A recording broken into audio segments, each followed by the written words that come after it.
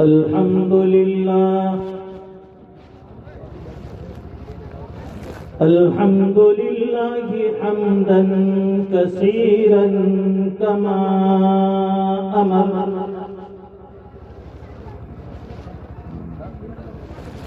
ونشهد أن لا إله إلا الله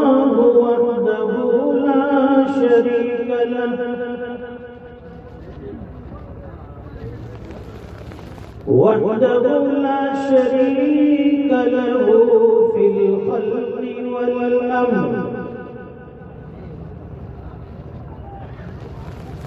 ونشهد أن سيدنا ومولانا محمدا عبده ورسوله المبعوث إلى الأسود والأحمر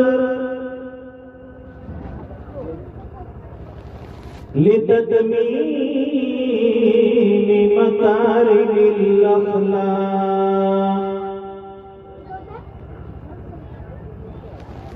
لا يخلق نبي ولا رسول بعده ولا أمة بعد أمته ولا شريعة بعد شريعته ولا كتاب بعد كتابه صلوات الله تبارك وتعالى عليه وعلى آله وأصحابه أجمعين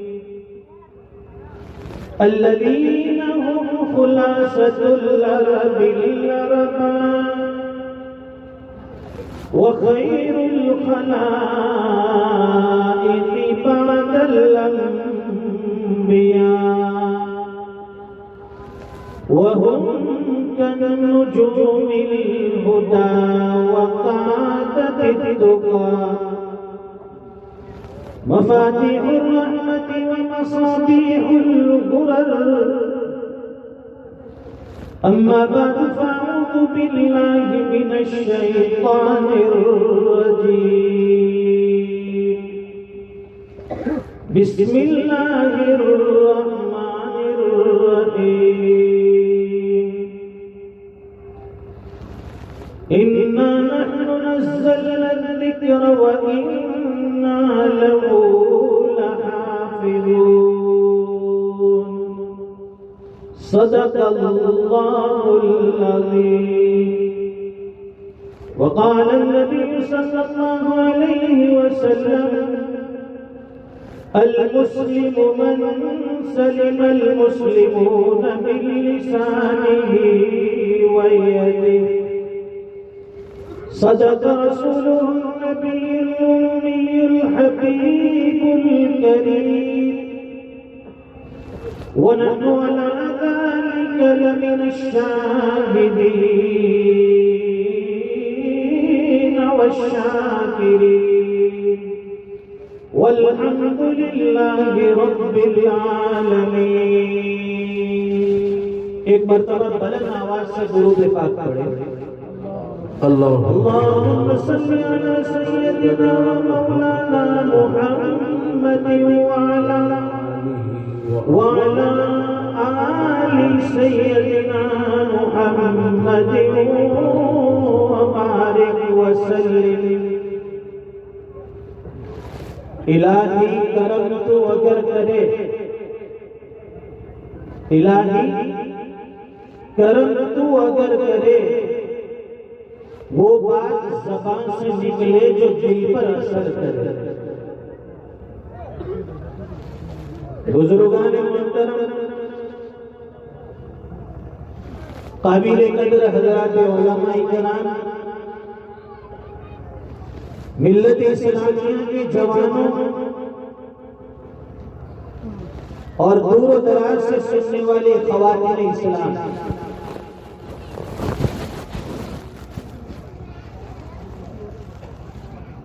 آج کا یہ شامیانہ اور آج کی جلسے کی یہ رونق اس بات کی شہادت دے رہی ہے کہ علاقے کا معروف اور مشہور ادارہ اور ہم سب کا محبوب مدرسہ جامعہ بیت العلوم کا آج اجلاس ہے اور مدرسے کی محبت میں جہاں دور و دراز سے اکابر علماء تشریف لائے وہاں ماشاءاللہ عوام الناس کا بھی ایک ضم غفیر اور اتنا بڑا مجمع ہے جس سے اندازہ ہے کہ آپ کو جامعہ بیت العلوم سے بھی محبت ہے اور اللہ کے دین سے بھی محبت ہے۔ عشاء کی نماز کے بعد سے لے کر مسلسل اکابر علماء آپ کے پاس تشریف لاتے رہے اور انہوں نے بڑے جوشیلے انداز میں بڑی جرأتانہ انداز میں انہوں نے آپ کے سامنے دین حق کو رکھا اور بہترین خطاب فرمایا۔ میں آپ کے سامنے کوئی جوشیلی تقریر نہیں کروں گا، مجھے آپ سے اپنا درد بانٹنا ہے، اس لیے کہ آپ میرے بھائی ہیں، میں آپ کا بھائی ہوں اور بھائی لوگ آپس میں اپنا درد بانٹتے ہیں۔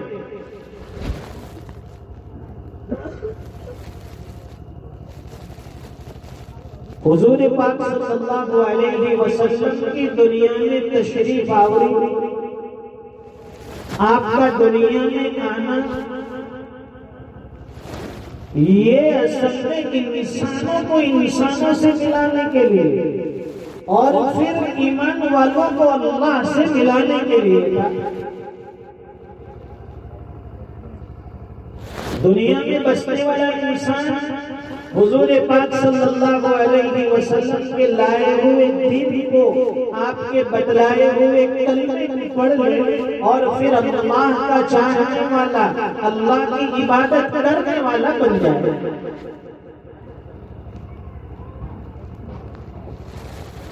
جو مخلوق سراپا خیر ہوتی ہے اسے فرشتے کہتے ہیں اور جو مخلوق سراپا شر ہوتی ہے اسے شیطان کہتے ہیں اور جو خیر اور شر کا مجموعہ ہے اسے حضرت انسان کہتے ہیں۔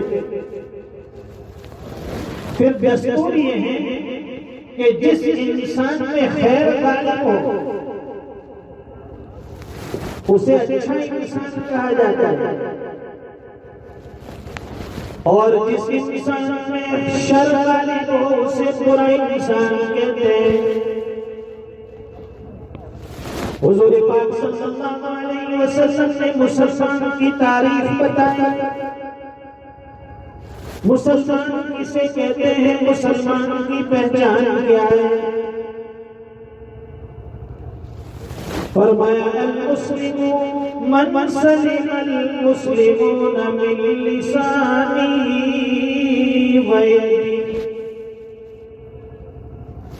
اللہ کے نبی فرماتے ہیں سچا پکا کامل الایمان مسلمان وہ ہے کہ اس کے ہاتھ سے بھی دوسرے مسلمان محفوظ ہو، اس کی زبان سے بھی دوسرے مسلمان محفوظ ہو۔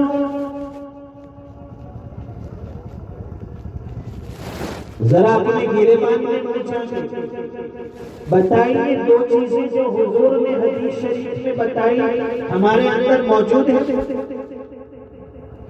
ہماری زبان سے بھی دوسروں کو تکلیف پہنچتی ہے، ہمارے ہاتھوں سے بھی دوسرے لوگوں کو تکلیف پہنچ رہی ہے، پھر اپنے آپ کو مسلمان کیسے کہتے ہیں؟ مسلمان نام کے نہیں، مسلمان کام کے بنو۔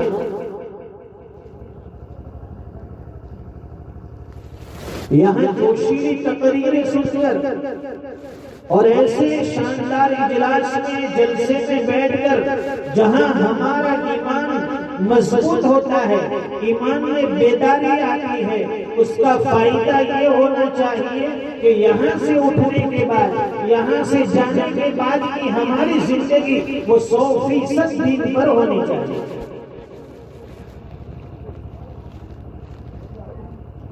ہمیں لوگوں کی ناراضگی کا بڑا ڈر ہوتا ہے کہ فلاں ناراض ہو جائے گا، فلاں رشتہ دار ناراض ہو جائے گا، فلاں مہمان ناراض ہو جائے گا، فلاں محلے والا ناراض ہو جائے گا۔ سب کی ناراضگی کی فکر ہے، لیکن اللہ اور اس کے رسول کی ناراضگی کی ہمیں کوئی پرواہ نہیں۔ اور شاعر تو کہتا ہے سارا جہاں ناراض ہو پروانہ چاہیے، اور مدِ نظر تو مرضی جانا چاہیے، بس اس نظر سے دیکھ کے تو کر یہ فیصلہ کہ کیا کیا تو ہونا چاہیے، کیا کیا نہ چاہیے۔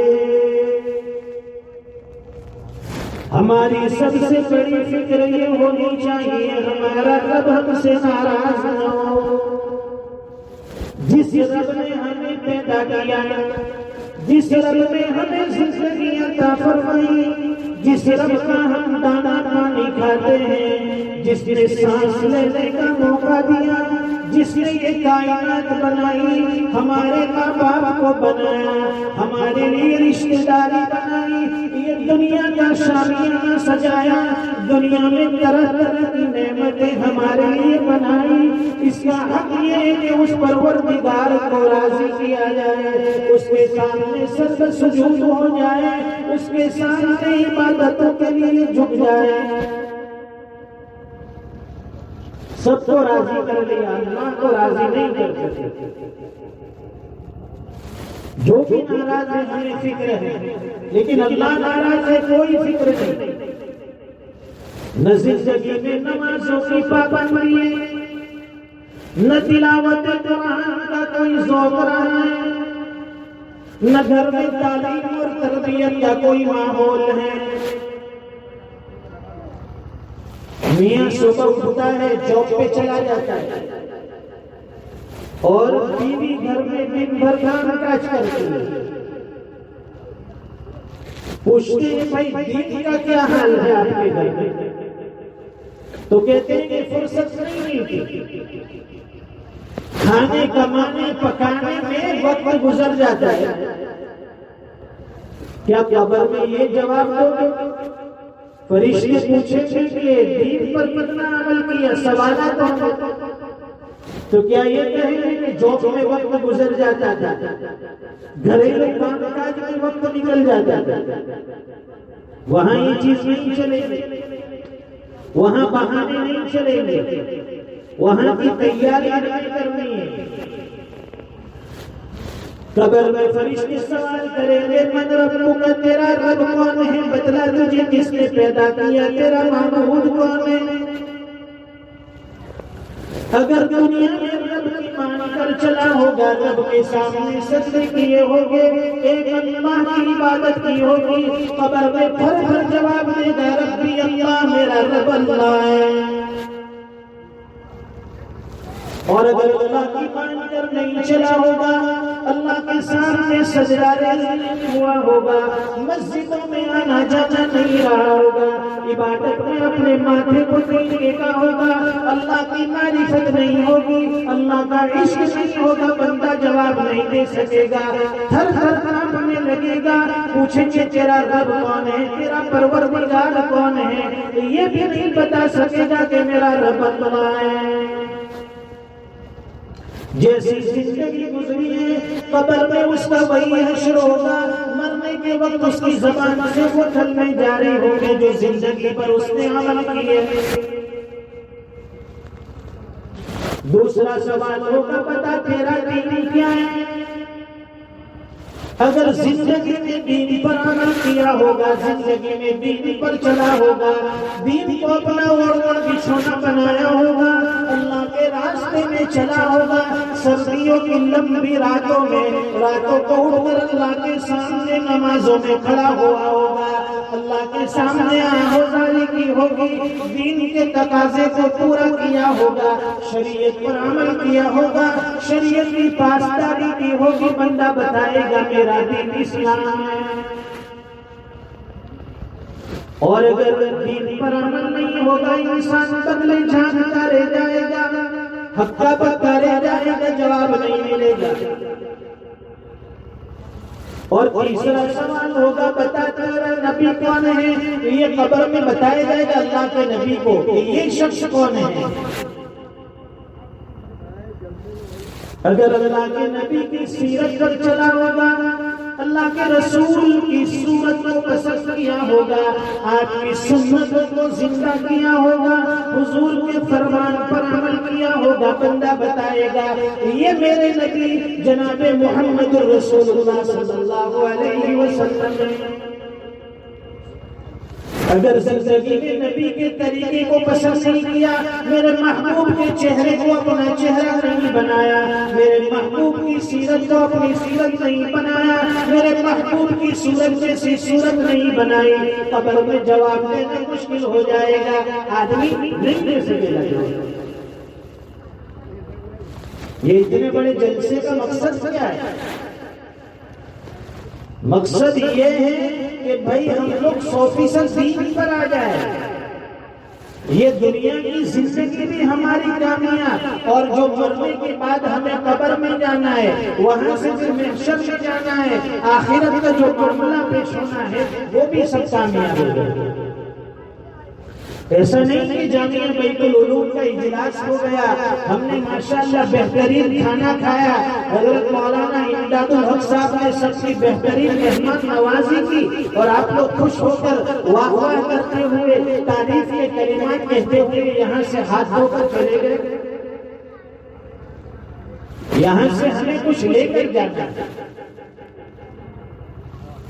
پروگرام کا مقصد یہ ہے کہ امت میں اور امت کے جو نونہال ہیں اور امت کے جو افراد ہیں، ہمارے جو بھولے بھالے مسلمان ہیں، ان کے دل و دماغ میں شریعت بیٹھ جائے، ان کے اندر دین آ جائے، ان کے اندر ایمانیت آ جائے، ان کے اندر اخلاقیت پیدا ہو جائے، یہ جلسے کا مقصد ہوتا ہے۔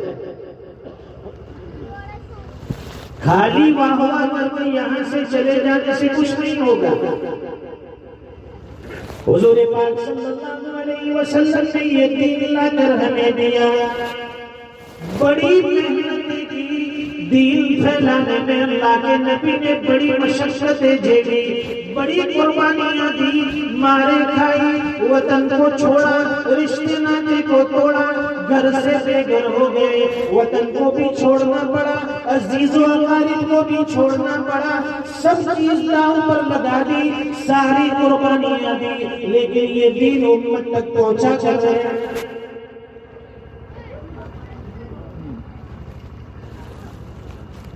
طائف کی طرف حضور پاک صلی اللہ علیہ وسلم دعوتی مشن لے کر چلے،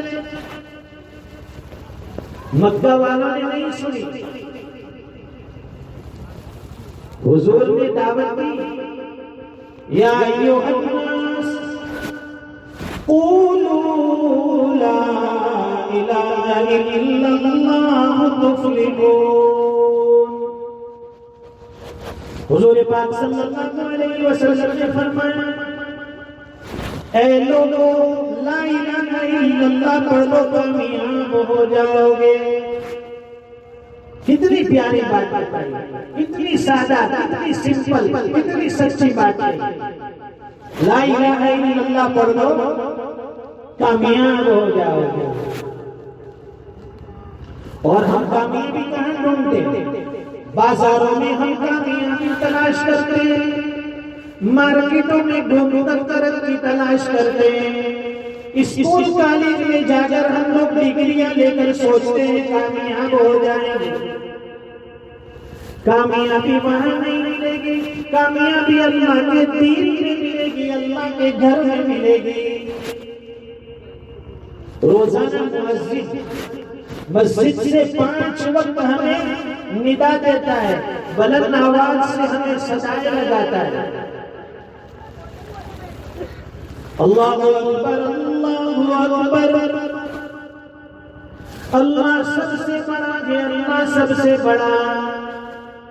ہم نے پرائم منسٹر کو بڑا سمجھ لیا، ہم نے سیٹھ لوگوں کو بڑا سمجھ لیا، کارخانے داروں کو بڑا سمجھ لیا، زمین جاگیر والوں کو ہم نے بڑا سمجھ لیا، امیر رئیس لوگوں کو ہم نے بڑا سمجھ لیا، لیکن مؤذن کہتا ہے کوئی بڑا نہیں، اللہ اکبر اللہ اکبر، اللہ سب سے بڑا ہے، اللہ ہی سب سے بڑا ہے۔ اور پھر سزا دیتا ہے، حی علی الصلاۃ، آؤ نماز کی طرف، آؤ اللہ کے دربار کی طرف، آؤ دین متین کی طرف، حی علی الفلاح، آؤ کامیابی کی طرف۔ تو کامیابی کہاں ملے؟ اللہ کے گھر میں ملے گی۔ کامیابی کہاں ملے گی؟ دین محمدی میں ملے گی۔ بازاروں میں، مارکیٹوں میں، فیکٹریوں میں، دنیا میں گھوم پھر کر کامیابی ملنے والی نہیں ہے۔ اور یہ مدارس اسلامیہ ہیں، اس میں یہی سکھایا جاتا ہے کہ امت کے نونہالوں کو یہاں لایا جاتا ہے، انہیں سکھایا جاتا ہے کہ سب سے بڑا کون؟ اللہ۔ اس کے دل دماغ میں یہ چیز اتاری جاتی ہے، اس کے عقائد کو، اس کے ایمان کو پہلے دن سے مضبوط کیا جاتا ہے۔ اگر ہمارے پاس ساری چیزیں ہوں لیکن ایمان نہ ہو، اسلام نہ ہو، تو پھر کیا کام ہے؟ حضور پاک صلی اللہ علیہ وسلم طائف کی طرف گئے، امید تھی کہ مکہ والوں نے میری بات نہیں مانی، میری دعوت کو قبول نہیں کیا، ہو سکتا ہے کہ طائف والے میری دعوت قبول کر لیں، اللہ کے دین کو قبول کر لیں، اللہ کے لائے ہوئے کلمے کو پڑھ لیں۔ اس امید سے حضور پاک صلی اللہ علیہ وسلم طائف تشریف لے گئے، لیکن طائف والوں نے بھی وہی سلوک کیا جو مکہ والوں نے کیا تھا، جو مشرکین نے کیا تھا۔ حضور پاک صلی اللہ علیہ وسلم کے ساتھ بڑی گستاخی کی، بڑی بے ادبی کی، آپ کے اوپر پتھر برسائے، آپ کی نعلین مبارک، آپ کی جوتیاں مبارک لہو سے تر ہو گئی، جوتیاں خون آلود ہو گئی۔ جب آپ طائف سے نکلے تو اللہ کی طرف سے حکم ملا کہ یہ پہاڑوں کا فرشتہ ہے، یہ پہاڑوں کی خدمت پر مامور ہے، آپ صرف اجازت دیں تو طائف والوں کی، یعنی طائف جو بستی ہے، اس بستی کو ان دو پہاڑوں کے بیچ میں مسل کر اسے فنا کر دے، اسے نیز نابود کر دے۔ حضور پاک صلی اللہ علیہ وسلم نے فرمایا کہ نہیں، اگر یہ لوگ ایمان نہیں لائے، مجھے امید ہے کہ ان کی نسل میں سے لوگ ایمان لائیں گے، کلمہ پڑھیں گے۔ وَمَا أَرْسَلْنَاكَ إِلَّا رَحْمَةً لِّلْعَالَمِينَ، کہ اللہ نے مجھے رحمت للعالمین بنا کر بھیجا ہے، عذاب دینے والا بنا کر نہیں بھیجا۔ آپ نے فرشتوں کو اجازت نہیں دی، اس لیے شاعر نے بڑی اچھی بات کی۔ وہ کون سا نبی ہے جو عاصی کو تقریب میں اپنی چھپا لے،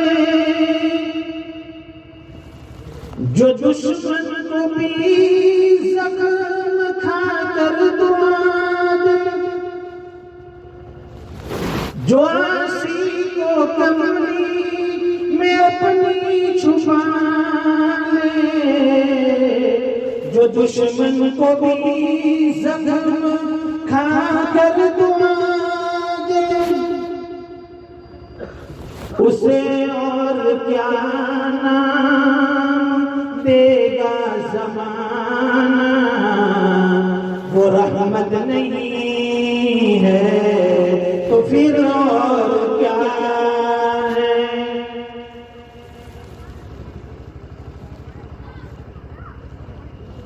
حضور پاک صلی اللہ علیہ وسلم پر برسائے گئے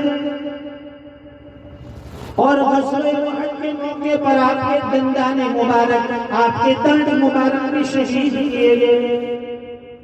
ایک صحابی نے عرض کیا، اے اللہ کے رسول، ان کے لیے بددعا کر دیجئے۔ اللہ کے نبی نے فرمایا کہ میں بددعا نہیں کروں گا، بلکہ دعا دی، اللہم اہدی قومی فإنہم لا یعلمون، کہ اللہ میری قوم کو ہدایت عطا فرما، اس لیے کہ وہ مجھے نہیں جانتے۔ تو جن لوگوں نے ظلم کیا، جن لوگوں نے دندان مبارک شہید کیے، بجائے بددعا کے دعائیں دینا، یہ میرے محبوب صلی اللہ علیہ وسلم کی امتیازی شان ہے۔ آپ نے ہمیشہ لوگوں کو دعائیں دی، وہی اخلاق ہمیں پیدا کرنے کی ضرورت ہے، وہی تعلیمات ہمارے اندر لانا ضروری ہے۔ یہ مدارس میں جو جال بچھے ہوئے ہیں چاروں طرف، اس میں یہی تو سکھایا جاتا ہے، اس میں یہی تو پڑھایا جاتا ہے۔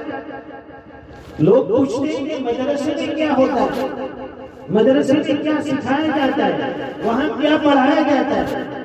آ کر دیکھ لیجیے، ہمارے مدرسے 24 گھنٹے دروازے کھلے ہیں،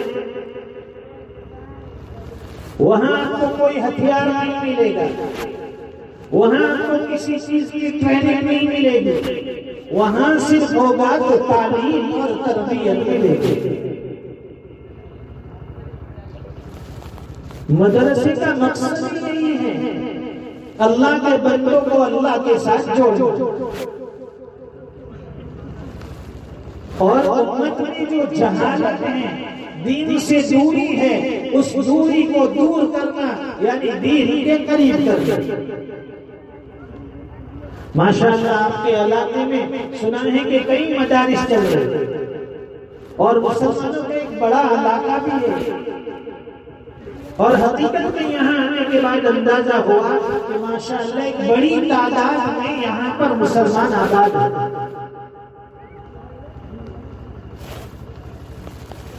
تو ہمیں اپنی اولاد کی دینی تربیت کی اور ان کی تعلیم کی فکر کرنی ہے، انہیں مدارس میں بھیجنا ہے۔ ہمارا بچہ جب صبح ہوگی تو وضو کر کے سیدھا پہلے مدرسے جائے گا، وہاں اللہ اور اس کے رسول کی باتیں سیکھے گا، اس کے بعد اس کو جہاں ڈالنا ہو، اسکول بھیجنا ہو، کالج بھیجنا ہو، یونیورسٹی ڈالنا ہو، کہیں بھی بھیج دیجیے، لیکن مدرسے میں ضرور بھیجیے۔ تو حضور پاک صلی اللہ علیہ وسلم کی تعلیمات، حضور پاک صلی اللہ علیہ وسلم کی تشریف آوری کا مقصد یہی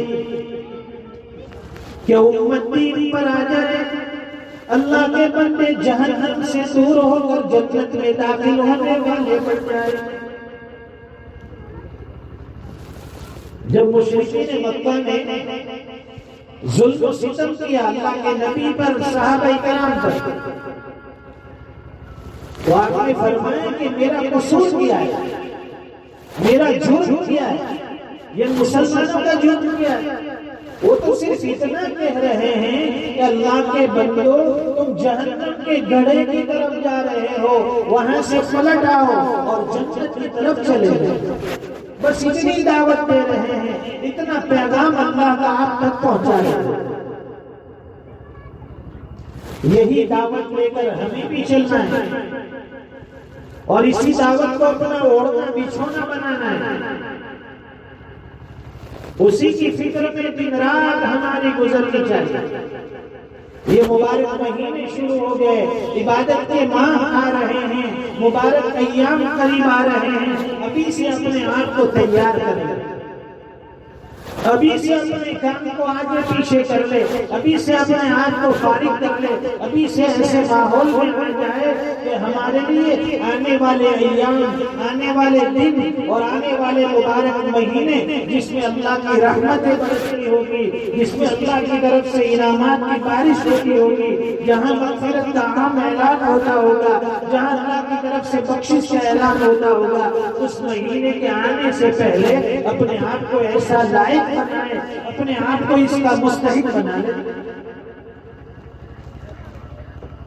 بات تو سمجھ میں آ رہی ہے؟ یہ رمضان جب آتا ہے تو ہمارا جوان بڑا خوش ہوتا ہے کہ ماشاءاللہ رمضان آ گیا۔ پوچھتے ہیں کہ کیوں اتنا خوش ہوتا ہے؟ تو جواب میں یہ نہیں دیتا کہ میں روزے رکھوں گا، جواب میں یہ نہیں دیتا کہ میں تراویح کی لمبی نمازوں میں کھڑا رہوں گا، تراویح میں یہ جواب میں یہ نہیں دیتا کہ میں رمضان کے اللہ کا قرآن پڑھوں گا، بلکہ جواب دیتا ہے کہ رمضان آتا ہے تو پکوڑے سموسے کھانے ملتے ہیں، دسترخوان سجا سجایا نظر آتا ہے، گھر گھر سے کھانے کی خوشبو اور کھانے کی مہک آتی ہے، اس لیے رمضان کی آمد پر جوان خوش ہو جاتا ہے۔ اور اللہ کے نبی اور صحابہ کا یہ حال تھا کہ رمضان کی آمد سے پہلے کمر باندھ لیتے تھے، اپنے آپ کو تیار کر لیتے تھے۔ اللہ کے رسول اور صحابہ اکرام مسلسل کئی دنوں کے روزے رکھتے تھے کہ بھائی رمضان میں اس کی مشق ہو جائے، رمضان میں اس کی پریکٹس ہو جائے، رمضان میں روزے رکھنا ہمارے لیے آسان ہو جائے۔ اس کا اہتمام اللہ کے نبی 2 مہینے پہلے سے کرتے تھے۔ جب رجب کا چاند ہوتا حضور پاک صلی اللہ علیہ وسلم کی مبارک زبان پر یہ دعا ہوتی، اللہم بارک لنا فی رجب و شعبان وبلغنا رمضان۔ یہ دعا سیکھ لینی چاہیے، مسلسل مانگنی ہے رجب میں، شعبان میں۔ اللہم بارک لنا فی رجب و شعبان وبلغنا رمضان۔ اے الہ العالمین، رجب اور شعبان کے مہینے میں برکتیں عطا فرما۔ اے الہ العالمین، رجب اور شعبان کے مہینے میں ہماری عمروں میں، ہماری زندگی میں برکتیں عطا فرما، تاکہ ہم رمضان تک پہنچ سکے اور رمضان کے فیوض اور برکات سے مالا ہو سکے۔ اس لیے دعا کریں۔ یہ پکوڑے سموسے کے لیے دعا نہیں کرنا، یہ وہ تو تمہیں والا ہے۔ رمضان میں اللہ کی طرف سے برکتیں ہوتی ہے، دسترخوان سجایا ہوتا ہے، جو عام دنوں میں کھانا نہیں ملتا، اللہ تعالیٰ رمضان کی برکت سے، روزے کی برکت سے، قرآن کریم کی برکت سے ہمارے دسترخوان پر طرح طرح کی نعمتیں رکھ دیتے ہیں۔ اور اس مہینے میں نیکیاں بھی آسان ہو جاتی ہیں، کیونکہ شیاطین کو قید کر لیا جاتا ہے اور انسان کے دل نرم ہو جاتا ہے۔ جو عام دنوں میں نمازیں نہیں پڑھتا، رمضان میں وہ بھی مسجد میں آئے گا۔ جو عام دنوں میں قرآن کریم نہیں اٹھاتا، اللہ کی اس پاکیزہ کلام کو وہ سینے سے لگائے گا، آنکھوں سے لگائے گا، زبان سے بوسہ دے گا، اور وہ بھی اللہ کے کلام کو پڑھنا شروع کر دے گا۔ میرے رب کا کلام ہے، رمضان کا مہینہ ہے، میں اس کی قدر کر لوں، میری آخرت بن جائے، میری جنت بن جائے۔ وقت بھی کافی ہو گیا ہے اور بہت سے علماء سے آپ نے بہترین خطابات سنے۔ اخیر میں جو آتا ہے یہاں کرسی پر، اس کا کام ہوتا ہے دعا کرنا۔ لیکن یہ تو میری خوش قسمتی سمجھو کہ حضرت مولانا امداد الحق صاحب نے مجھے اجازت دی کہ چند منٹوں کے لیے تجھے بھی کچھ کہنا ہے، تجھے بھی اپنا سبق سنانا ہے، میں بھی اپنا بھولا ہوا سبق سنانے کے لیے یہاں تھوڑی دیر کے لیے بیٹھ گیا ہوں۔ ہم لوگ دعا کرتے ہیں اللہ تعالیٰ اس ادارے کو، جامعہ بیت العلوم کو دین دونی رات شغل ترقیات کے اعلیٰ سے اعلیٰ مینار تک پہنچائے، اللہ تعالیٰ ترقیات کی منزلوں تک اسے پہنچائے، اس کے فیض کو عام و تام فرمائے۔ حضرت مولانا اسلام الحق صاحب رحمۃ اللہ علیہ کا یہ چمن، یہ گلستان، اس کی خوشبوئیں چاروں طرف مہک رہی ہے، چاروں طرف پھیل رہی ہے اور لوگ یہاں سے استفادہ کر رہے ہیں۔ ماشاءاللہ ادارے کے ساتھ عوام بھی جڑے ہوئے ہیں۔ حضرت مولانا امداد الحق صاحب اور آپ کے یہاں کے اساتذہ، یہاں گاؤں کے حضرات کی بھی کافی محنتیں ہیں، ادارے کو سپورٹ کرتے ہیں، مدرسے کا تعاون کرتے ہیں، مدرسے کے ساتھ جڑے ہوئے ہیں۔ اللہ تعالی ہم سب کو ادارے کی محبت نصیب فرمائے۔ یہ مولانا امداد الحق صاحب جو ہے، ان کی ہاں میں ہاں ملانا، کہتے ہیں کہ بھائی خود نیکی کرو، نیکی نہیں کر سکتے تو جو نیکی کر رہا ہے اس کے ساتھ ہاتھ بٹاؤ۔ کشتی یہ چلا رہے ہیں، ماشاءاللہ بہاؤ میں کشتی چل رہی ہے، نیکیاں لوگ بٹور رہے ہیں۔ مولانا کی اس لگائی ہوئی کشتی میں ہمیں بھی بیٹھ جانا ہے، سوار ہونا ہے، تاکہ ہمارے بھی بیڑا پار ہو جائے، پل صراط سے ہم بھی آسانی سے گزر جائے، قبر کے سوال جواب ہمارے لیے بھی آسان ہو جائے، جنت کا داخلہ ہمیں بھی آسانی سے مل جائے۔ جہاں یہ حافظ قرآن قیامت کے دن جنت میں جائیں گے، یہاں حافظ قرآن اپنے مرحومین کو، اپنے والدین کو جنت میں لے جائیں گے، وہاں یہ حافظ قرآن آپ لوگوں کو بھی جنت میں لے جائیں گے، مجھے بھی لے جائیں گے، اس لیے کہ ہم نے مدرسے سے محبت کی، ہم نے یہاں کے اساتذہ سے محبت کی، ہم نے یہاں کے طلباء سے محبت کی، ادارے کو اپنا ادارہ سمجھا، ہر اعتبار سے اس کا تعاون کرتے رہے اور ادارے کی ہر چیز کو اپنی دل و جان سے اور محبت سے اپنا سمجھا، ادارے کے ساتھ لگاؤ لگایا، ادارے کے ساتھ اپنائیت کی۔ اللہ تعالیٰ اس کا اجر ہم سب کو عطا فرمائیں گے۔ تو انشاءاللہ آپ سب حضرات حضرت مولانا کے اس ادارے کے ساتھ جڑے ہوئے ہیں، کتنے حضرات جڑے ہیں ماشاءاللہ، الحمدللہ سارے لوگوں نے ہاتھ اٹھایا۔ یہ سب جنتی چہرے نظر آتے ہیں، جس طرح اللہ نے یہاں دنیا میں یہاں بیت العلوم کے سامنے ہمیں بٹھایا، اللہ کرے کہ جنت میں بھی اسی طرح ہم سب آپس میں بیٹھنے والے بن جائیں۔ اللہ تعالیٰ ہم سب کے لیے جنت کا داخلہ آسان کرے۔ ماشاءاللہ بہت اچھا پروگرام رہا، نظامت بھی بہترین رہی، تربیت بھی اچھی رہی، تعلیم بھی اچھی رہی۔ اصل میں یہاں کی آج کی حاضری جو ہمارے شاعر اسلام حرب العزیز، ہمارے مشفق اور محسن حضرت قاری قمر الاسلام قمر صاحب، انہوں نے حضرت مولانا امداد الحق صاحب، جامعہ بیت العلوم اور آپ کے اس علاقے اس گاؤں کی طرف سے انہوں نے مجھے بہت مخلصانہ پرخلوص دعوت پیش کی کہ بھائی ہمارے بیت العلوم کا اجلاس ہے، حضرت مولانا امداد الحق صاحب نے یاد کیا ہے، جامعہ بیت العلوم اور اس بستی والوں نے آپ کو یاد کیا ہے، یہاں آنا ہے، یہاں ہم لوگوں سے ملنا ہے، یہاں حاضری ضروری ہے۔ میں نے سوچا کہ چلو اس چلتی ناؤ میں میں بھی سوار ہو جاؤں، انگلی کٹا کے میرا بھی شہیدوں میں نام آ جائے، اس غرض سے میں یہاں حاضر ہوا ہوں۔ اللہ تعالیٰ آج کی اس حاضری کو قبول فرمائے، آپ حضرات کی محبت کی مجھے قدر عطا فرمائے۔ وآخر دعوانا الحمدللہ رب العالمین۔ دور شریف پڑھے دعا فرمائے۔ اللهم صل على سيدنا ومولانا محمد وعلى آل سيدنا ومولانا محمد صلاة تنجينا بها من جميع الأحوال والآفات وتقضي لنا بها جميع الحاجات وتطهرنا بها من جميع السيئات وترفعنا بها عندك أعلى الدرجات وتبلغنا بها أقصى الغايات من جميع الخيرات في الحياة وبعد الممات.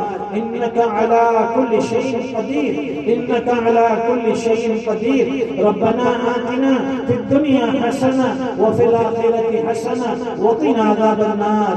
لا إله إلا أنت سبحانك إنا كنا من الظالمين. يا حنان يا منان يا بديع السماوات والأرض يا ذا الجلال والإكرام. اے اللہ ہم سب کے گناہوں کو معاف فرما، ہم سب کی خطاؤں سے درگزر فرما، رحم کا کرم کا عافیت کا معاملہ فرما. ہونے والے جامعہ بیت العلوم کے اس اجلاس کو بے انتہا قبول فرما، اساتذہ کی محنتیں قبول فرما، منتظمین حضرات کی محنتیں قبول فرما، علاقے اور بستی والوں کی محنتیں قبول فرما.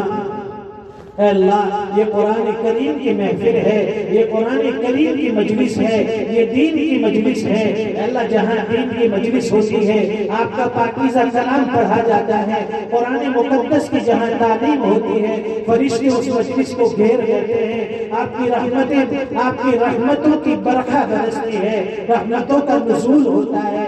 اے اللہ ہمیں محروم نہ فرما، دولت قرآن سے مالا مال فرما، علوم قرآن سے مالا مال فرما، علوم دینیہ سے مالا مال فرما. اے اللہ ہم سب کی بگڑی بنا دے، ہماری اولاد کو نیک صالح بنا دے، قرآن کریم پر چلنے والا بنا دے، قرآن کریم سے سچا عشق عطا فرما دے، دن رات اس کی تلاوت کا ذوق شوق عطا فرما. اے اللہ قرآن کریم کو حرز جان بنا، قرآن کریم کو حرز جان بنا. اے اللہ اس کی تلاوت کا ذوق عطا فرما، مدارس سے لگاؤ عطا فرما، مدارس کی محبت ہمارے دلوں میں جاگزین فرما. ہمارے بڑوں نے، ہمارے اکابر نے جس خلوص کے ساتھ، جس مخلصانہ نیتوں کے ساتھ ادارے کی بنیاد رکھی، مدرسے کی بنیاد رکھی، اے اللہ ان کی نیتوں کے مطابق ادارے کو ترقی عطا فرما، مدرسے کو چار چاند لگا دیجیے، منتظمین کے انتظام میں آسانی فرما، مخیر حضرات کو مدرسے کی طرف متوجہ فرما. اے اللہ آج کا جمع ہونا قبول فرما. اے اللہ سردی کی لمبی رات ہے اور تقاضا تو یہ ہے کہ گرم گرم بستر میں جا کر آرام کرے، پھر بھی آپ کے یہ بندے اے اللہ دین کی نسبت پر، قرآن کی نسبت پر سردی کی ان راتوں میں باہر چٹیل میدان میں بیٹھ کر اے اللہ دین کی باتیں سن رہے ہیں، آپ کے سامنے ہاتھ اٹھا کر کچھ مانگ رہے ہیں. اے اللہ سب کی مانگتیں پوری فرما، سب کی حاجتیں پوری فرما، سب کی مرادیں پوری فرما، سب کی بگڑی بنا دیجیے، سب کی غیب سے نصرت اور مدد فرما دیجیے. اے اللہ پورے عالم کے مسلمانوں کی جان مال عزت آبرو ایمان و یقین کی حفاظت فرما، پریشان حالوں کی پریشانیاں دور فرما، حاجت مندوں کی ضرورتیں پوری فرما، بیماروں کو شفا عطا فرما، مقروضین کے قرضے کی ادائیگی کی آسان سبیل و شکل پیدا فرما، دنیا سے ایمان پر جانے والوں کو جنت الفردوس عطا فرما. اے اللہ جو کچھ کہا سنا گیا عمل کی توفیق عطا فرما، قبول فرما، جو مانگا وہ بھی عطا فرما، نہ مانگ سکے بغیر مانگے اس سے بہتر و بڑھ کر عطا فرما. یہ دعائیں اپنے فضل و کرم حبیب پاک صلی اللہ علیہ وسلم کے صدقے طفیل قبول و منظور فرما. ربنا تقبل منا انك انت السميع العليم وتب علينا انك انت التواب الرحيم وصلى الله على النبي الكريم. آمين برحمتك يا ارحم الراحمين.